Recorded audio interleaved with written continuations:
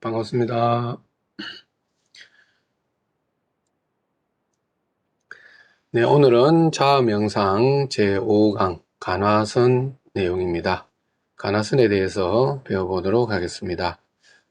이 영상은 녹화해서 여러분들에게 송출하는 영상이므로 비디오를 잠시 끄도록 하겠습니다.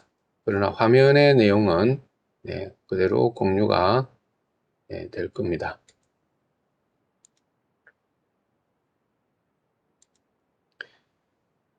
여러분들 교재 42페이지 간화선, 오늘 우리 교재에 대한 내용은 이미 예습을 했으리라 생각합니다만은, 큰 챕터는 간화선에 대한 내용이고요. 두 번째는 화두라고 하는 부분, 이 화두는 무려 1700개가 있습니다. 다 일일이 정확하게는 1701가 기록으로 있습니다. 그래서 이 모든 것을 다 할 수는 없지만 대표적인 내용에 대해서 살펴보고요. 그리고 간화 3료라고 해서 굉장히 중요한 부분이 있습니다. 고봉선사선료라는 책에 믿음, 그리고 분심, 그리고 의심이라고 하는 부분, 그 내용에 대해서 설명을 하고요. 그리고 간화선을 또는 조사선이라고도 합니다. 그래서 요 내용, 그리고 간화두를 드는 방법, 설명을 하자면 굉장히 깁니다만은 간단하게, 우리가 지금 여러분들은 입문 과정이기 때문에 기초적인 부분 한번 짚어보도록 하겠습니다.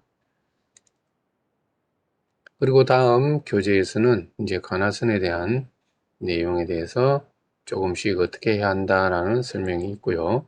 그리고 간화선 응용, 예를 들어서 1701가지의 그 1000년 이상의 역사를 가진 스승과 제자의 문답을 통해서 지금도 우리가 참고를 하고 문제를 삼을 수 있지만, 오늘날 21세기에 우리에게 주어진 새로운 또 화두가 있을 수 있습니다. 그러한 내용, 그리고 간화선을 수행하는 방법에 대한 팁, 그리고 여러분들이 간화선을 수행함에 있어서 오늘 잠시 실습을 해보겠습니다만은 간화선 응용 경험이 어떠했는지, 그리고 간화선 명상을 하는 동안 몸과 마음에서 일어나는 반응, 그리고 실습을 통해서 알게 된 것들, 그리고 모든 명상에는 항상 수행 일지를 써야 합니다. 그래서 간화선도 마찬가지로 수행 시의 느낌과 수행의 어려운 점, 그리고 의심하는 부분, 그리고 기타 여러 가지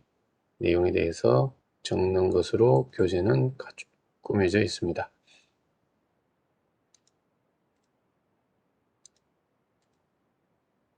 자, 다음은 간화선에 대한 PPT를 통해서 간화선에 대해서 좀 더 세세하게 살펴보도록 하겠습니다. 자, 간화선 또는 참선이라고도 합니다. 간화라고 하는 부분은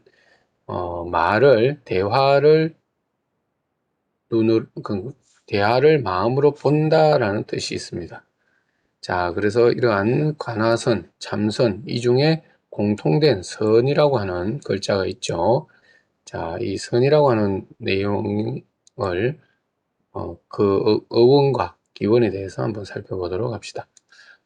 자, 이 선이라고 하는 글자의 원래 어원은 인도 말입니다. 산스크리트라고 하는 인도의 말인데 디아나라고 읽습니다. 그래서 이 글에서 요리를 했고요. 뜻을 풀면은 정려, 곧 고요히 사유한다 라고 번역할 수 있습니다. 자, 음사, 곧 소리 나는 대로 읽게 되면 선나라고도 발음을 합니다. 또는 사유수. 자, 사유수라는 것은 우리는 그냥 두자, 닦는다는 글자를 빼고요. 사유한다, 생각한다, 어떻게? 단순히가 아니라 깊이 생각할 때 사유라고 하죠. 그리고 음사와 의역을 합해서 곧 선정이라고도 합니다. 이 선정이란 것은 고요히 앉아서 마음을 고요히 해서 그 고요함에 힘이 붙었을 때 정이라고도 표현을 합니다. 자, 다음 챕터 넘어가겠습니다. 가나선에 1700개가 있다고 조금 전에 설명을 드렸는데 그 1700개는 주로 어떤 형식으로 이루어졌는가? 스승과 제자의 문답으로 이루어져 있습니다. 그래서 스승의 일방적인 어떤 제시도 있지만 때로는 대부분 제자가 스승에게 질문을 해서 그 질문에 대한 답을 스승이 하였을 때 그 답을 통해서 제자가 깨닫거나 또는 깨닫지 못했을 때 그 스승이 준 답을 계속해서 참고 곧 사유하는 겁니다. 자, 그 사유하는 방법에 대해서 잠시 후에 배우도록 하겠습니다. 자, 우선 가장 1700개의 화두 중에 지금도 1000년이 지난 이 시점에도 많이 행해지는 행해지는 그 화두가 지금 보이는 무자 화두라고 하는 부분입니다. 자, 이 무자 화두에 대해서 한번 잠시 살펴볼까요? 이건 중국입니다. 중국의 진나라 예주 박림리라고 하는 이곳에 두 동자가 함께 발심해서 집을 나와서 임야사에 가서 입산했다. 한 아이의 이름은 종심이요, 다른 아이의 이름은 달정이라 하였다. 자, 이 중에 이제 종심 이분이 큰 훌륭한 스승이 됩니다. 그래서 조주 종심선사 이렇게도 부릅니다. 자, 이분의 스승은 문헌이라고 하는 분인데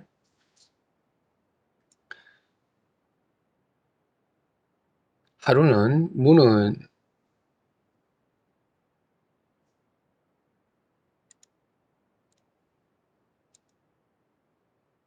잠시 수정하겠습니다. 문헌이라는 스승이 아니라 이 조주 종심선사와 친구인 달정 스님이 출가를 해서 수도 중에 달정 도 닦는 분을 수자라고도 합니다. 그래서 달정 스님이 미리 깨닫기도 전에 먼저 죽게 됩니다. 그러나 조주종심선사는 계속해서 수행을 했고 훌륭한 스승이 됐습니다. 그래서 같이 출가를 해서 도를 닦던 친구를 늘 그리워했겠죠. 그래서 이 달정 스님이 또 다시 태어나서 한생에서 출가를 했는데 그분의 이름이 문헌이라고 하는 스님이 되었다고 합니다. 그래서 이 문헌 스님이 하루는 강아지를, 개라고 하기보다는 그냥 강아지를 하겠습니다. 강아지를 안고 스승이 된 조주 스님에게 와서 물었습니다. 개한테도 불승이 있습니까? 했더니 조주 선사가 없다라고 했다고 합니다. 그래서 무죠. 한자로는 무, 한마디로 무라고 한 겁니다. 자, 이때 이 말 아래 문헌 선사가 도를 깨달았다라고 합니다. 자, 이렇게 해서 스승이 내려주는 답에 대해서 제자가 바로 깨닫기도 합니다만은 깨닫지 못할 때도 있습니다. 자, 문헌 스님은 스승이 일러주는 개에게 불승이 있습니까? 했을 때 무 한마디에 깨달았는데 그렇지 않은 또 다른 질문이 있습니다. 그래서 조주 스님에게 가서 물었더니 개한테 불승이 없다 한다 이 말이 전해져서 또 다른 스님이 가서 묻기를 개한테 불승이 있습니까? 라고 물었더니 이번에는 있다라고 합니다.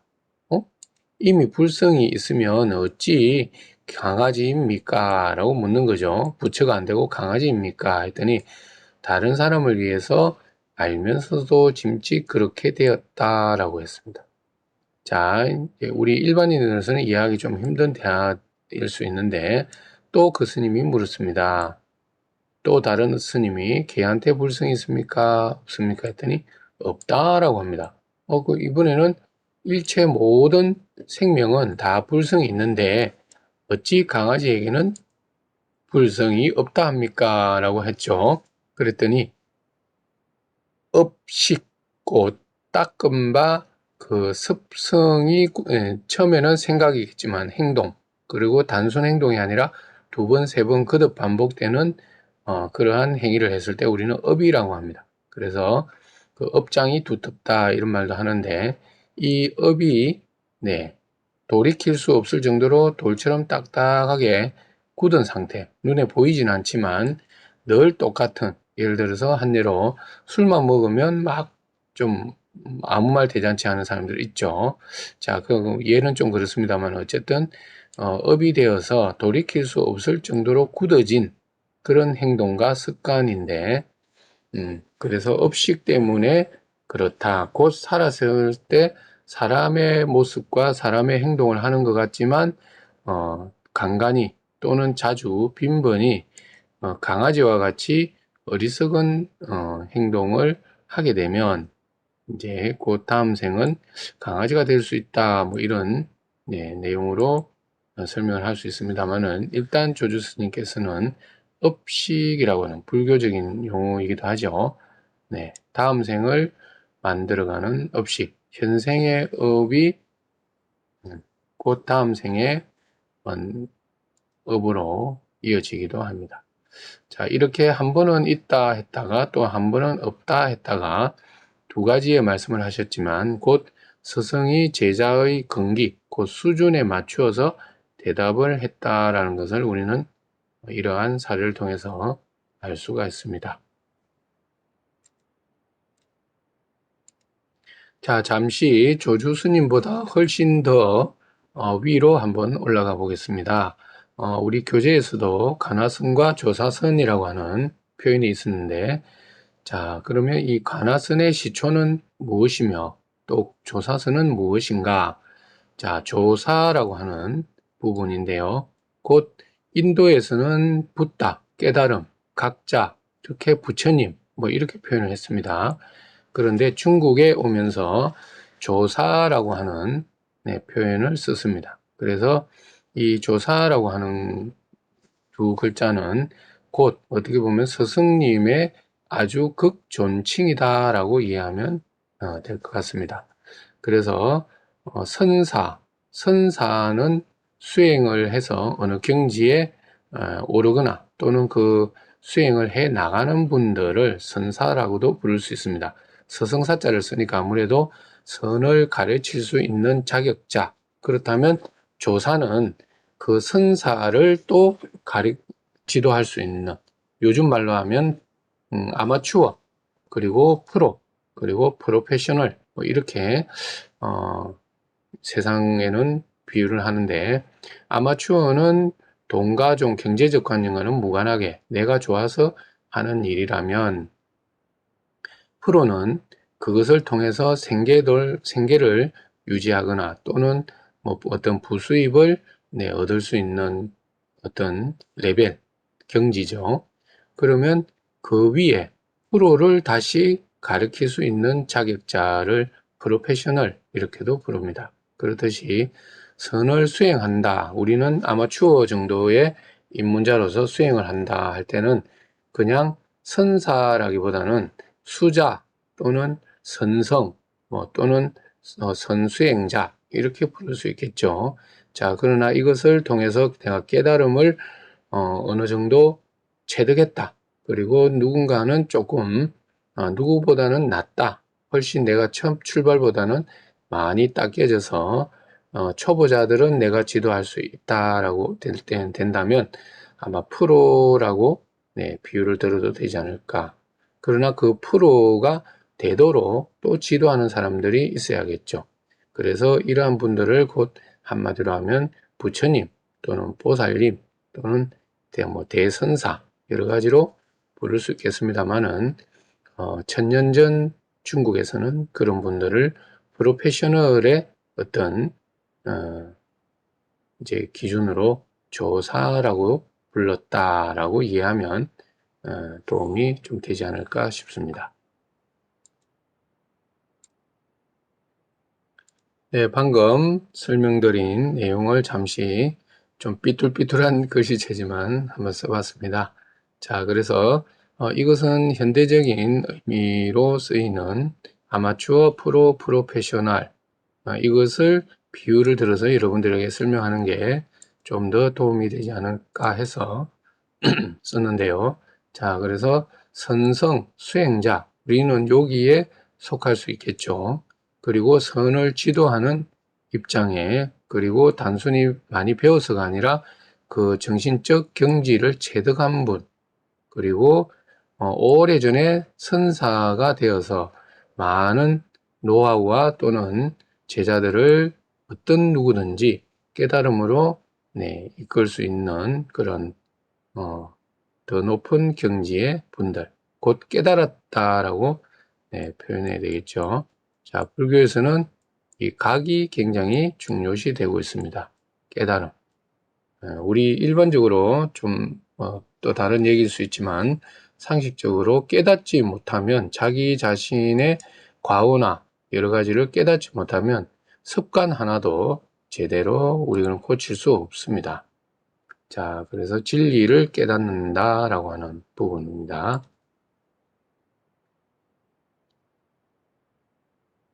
자, 이러한 그 조사선의 시초는 인도에서 불교가 중국으로 건너온 이후에 가장 처음으로 이제 대두되는 분이 여러분들이 한 번쯤은 이름을 들어봤을 법한 달마라고 하는 스님이 계십니다. 달마. 이분이 일조죠. 일조. 첫 번째 조사. 그러면 두 번째, 이분의 두 번째 제자는 이 달마 스님은 인도 분입니다. 인도. 오늘날 뭐 파키스탄, 아프가니스탄 그쪽의 계통의 사람이죠. 그래서 인도 사람이나 그쪽 계통의 분들이 얼굴이 좀 비슷합니다. 그리고 2조. 이때부터는 중국인입니다. 중국인. 자, 곧 중국 국적을 가진 분이 이제 제자가 됩니다. 그래서 중국 사람들은 어떻게 보면 달마를 일조로 치기도 하지만 동토초조라고 하는 말을 또 써서 중국에서는 이분이 일조다 뭐 이렇게도 상황에 따라서 표현을 하기는 합니다. 자, 그리고 세 번째가 성찬. 그리고 이분의 중요한 저서는요, 정도가라고 하는 책이 있습니다. 혹시 관심 있는 분들은 이 정도가는 굉장히 우리 불교의 반야신경과 같이 짧은 글로 되어 있습니다. 자, 그리고 4조 도신 스님, 그리고 5조 봉인 스님, 그리고 6조 해능대사. 이 두 분의 연결고리는 금강경이라고 하는 경전이 있는데 뭐 경전도 그렇게 길지는 않습니다. 한 30분 정도 독송 분량인데요. 자, 지금 시간을 통해서 뭐 이런 서적도 소개해 드립니다. 자, 그래서 1조, 2조, 3조, 4조, 5조, 6조 이때는 그 장자 개성과 같이 한 분 한 분에게 큰 제자에게만 법을 전했습니다. 그러나 이후에 6조 해능 이후로는 다시 5가 7종이라고 하는 이렇게 일일이 오늘 다 할 수는 없지만 1, 2, 3, 4, 5 그리고 7종 다시 두 가지의 갈래가 뻗어나와서 크게는 다섯 집안, 집가자를 쓰죠. 그리고 세세하게는 7 분파로 7종. 어떻게 보면 이 종자는 성격을 말할 수 있습니다. 사람으로 치면 어떤 사람은 똑같은 걸 배워서 좀 군대식으로 일러줄 수도 있죠. 교육을 할 때. 또 어떤 사람은 아주 자상하게 일러줄 수도 있고, 또 어떤 사람은 과학적인 측면에서 분석적인 측면에서 또 뭔가를 똑같은 걸 일러주더라도 그렇게 설명하는 사람. 그렇듯이 그 성향에 대한 내용. 그래서 크게는 5분파, 적게는 7 종파로 말할 수가 있습니다.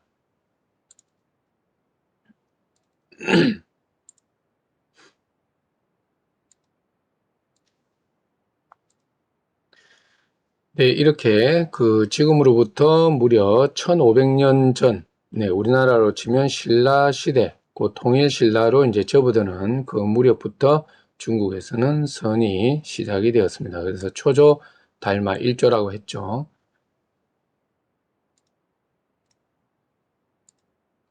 그래서 7세기 이후로 선이 번창해서 중국에도 선이 번창했고 우리 한국 또는 일본에까지 나중에 그 영향을 미칩니다.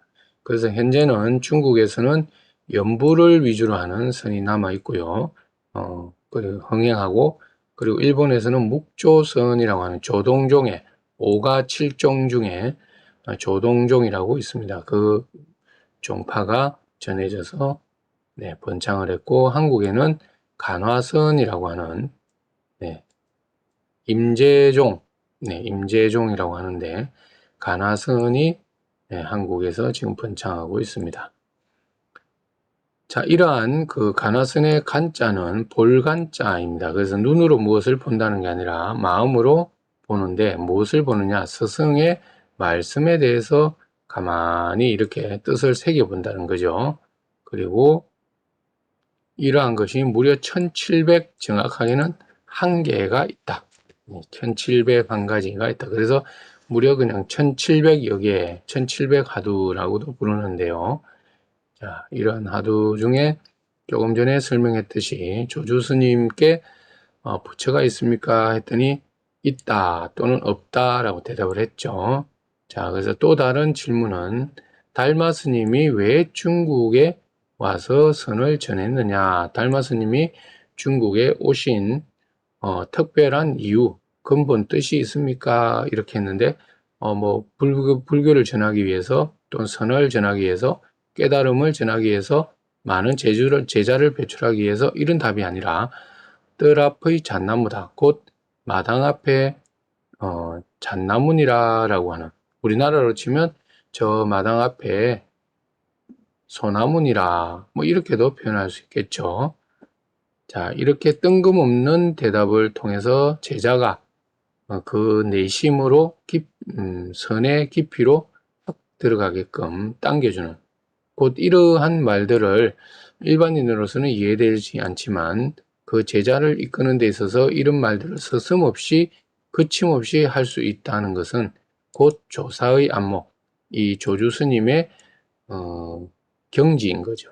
스승의 안목에 의해서 이런 말들이 오고 갔다라고 이해하면 되겠습니다.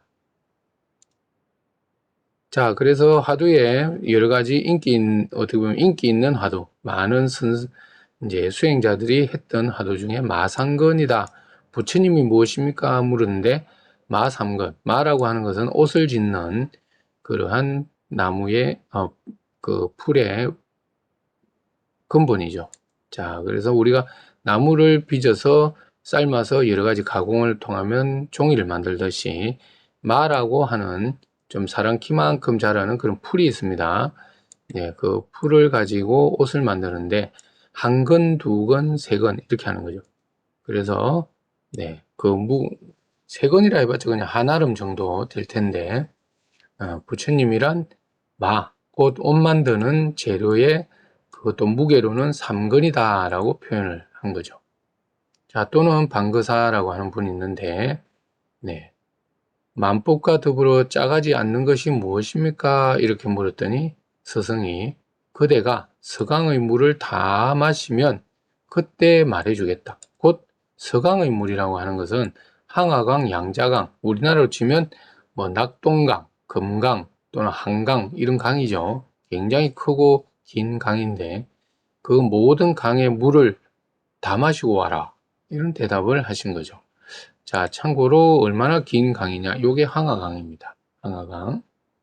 그리고 요 아래가 양쯔강. 곧 항아강, 양자강이죠. 항아강과 양자강. 이 두 엄청나게 2천리가 넘는 이 길이에 또 양의 물을 다 마시고 오면 내가 답을 해주겠다. 라고 하는. 그러나 이제 이 말 끝에 방거사라고 하는 분이 깨달았다. 라고 합니다. 그래서 이러한 스승과 제자들이 주고받은 문답은 가히 일반 상식으로는 좀 이해하기 힘들 수도 있습니다. 네. 그러나 오늘날 우리가 예를 들어서 그러면 깨달을 수 있는 방법으로 많은 화두가 계속 만들어지기도 하고 또 효과를 보기도 했는데, 자, 현대적인 화두를 한번 보겠습니다. 예를 들어서 나는 언제부터 나인가 라든지, 또는 보고 듣고 냄새 맡고 지금 제가 이야기하는 걸 듣죠. 뭐 이러한 보고 듣고 말하고 생각하고 이 모든 것에 나가 있는데 그것은 누구인가? 비유를 들자면 자동차가 있다면 그 자동차에 분명 그 운전수가 있어야 차가 굴러가죠. 자, 그랬을 때 가만히 차가 아무리 멋지고 잘 달린다 하더라도 운전사가 없으면 갈 수가 없습니다. 그래서 여기에 자동차의 핵심은 곧 운전사죠. 운전사가 운전을 해야 네, 빨리도 가고 늦게도 가게 될 것입니다. 자, 이와 같이 이 참 주인공이라고도 쓰는데요. 참나, 이것을 찾아보고자 하는 그 방법이 곧 가나선이고 참선이다 라고 정리할 수 있겠습니다. 자, 이러한 가나선을 수행하는데 세 가지 중요한 핵심 키포인트가 있습니다. 그것은 곧 보봉선사의 선요라고 하는 책에 있는데, 이것은 책 이름입니다. 선요라고 검색하면 더 좋습니다. 자, 그래서 첫 번째, 이 스님께서 가나선을 닦는데 가장 중요한 것은 대심근, 큰 믿음이라는 겁니다. 그리고 두 번째, 대분심, 네. 그리고 세 번째, 대의심이라고 합니다. 자, 이걸 다시 풀어서 말씀드리면, 요 아래 설명이 있습니다만은, 모든 사람들이 화두를 통해서 깨달았다. 곧 스승의 말씀에 네, 제자가 깨달았죠. 네, 제자가 깨닫게 됩니다. 자, 스승과 제자의 핵심, 어떤 우리는 이해할 수 있든 없든 그 대답의 목적은 각이라고 하는, 네, 자각이라고 하는 부분을 빼놓을 수 없습니다. 그래서 모든 스승과 제자의 문답을 통해서 제자가 깨달았다라고 하는 것을 믿는 것이고, 두 번째는 네, 분심. 이러한 사람들도 이 화두를 통해서 깨달았는데 나는 왜 아직도 못 깨달았나 라고 하는 스스로에 대한 좀 네, 경각심, 다른 말로 경각심을 가져라 라고 하는 부분이 네, 분심입니다. 그리고 의심은 금방 화두에 대한 내용을 이제 의심하는 건데, 지금 정말로 그걸로 깨달았을까? 이런 의심이 아니라 그 화두가 예를 들어서 스승이 제자에게 말했을 때 그 말에 확 꽂히는 거죠. 요즘 말로 하면 피를 받는 겁니다. 또는 뭐 약간 저속은지 모르겠는데 일단 꽂히는 거. 마음에 확 비수처럼 꽂힐 때 그것을 자나깨나 떨쳐낼 수가 없죠. 그렇게 그것을 들고 계속 끊임없이 의심을 하고 생각을 하고 사유를 하다 보면 어느 날 툭 터지는 날이 온다라고 합니다.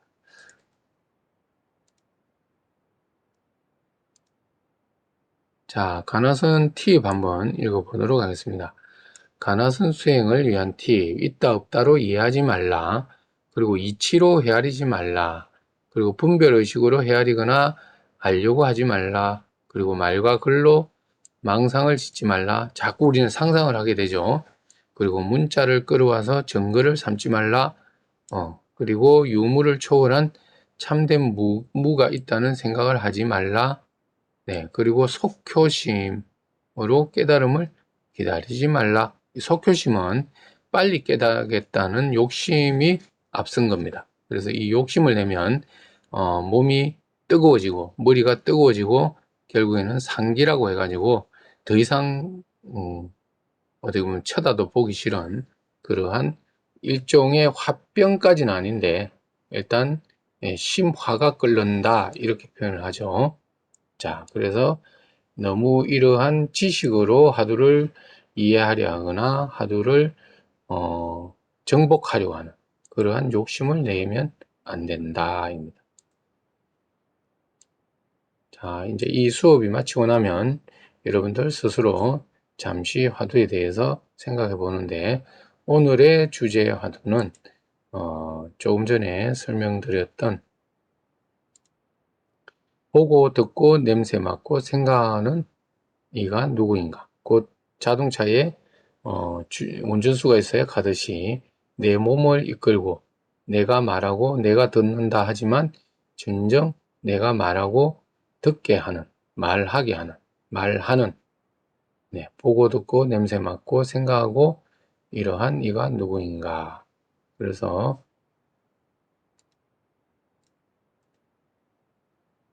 지금 삶을 살아가는 참 나가 누구인가 라고 물어보는, 영어로는 who are you 뭐 이렇게 해도 되겠죠.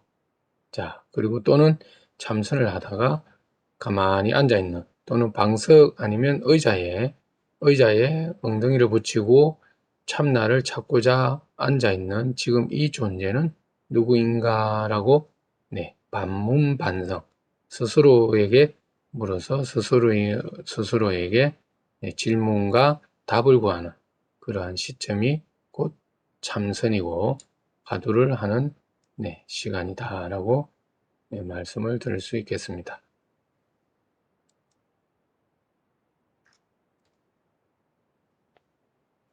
자, 오늘 참선 내용에 대한 수업은 이것으로 마치도록 하겠습니다.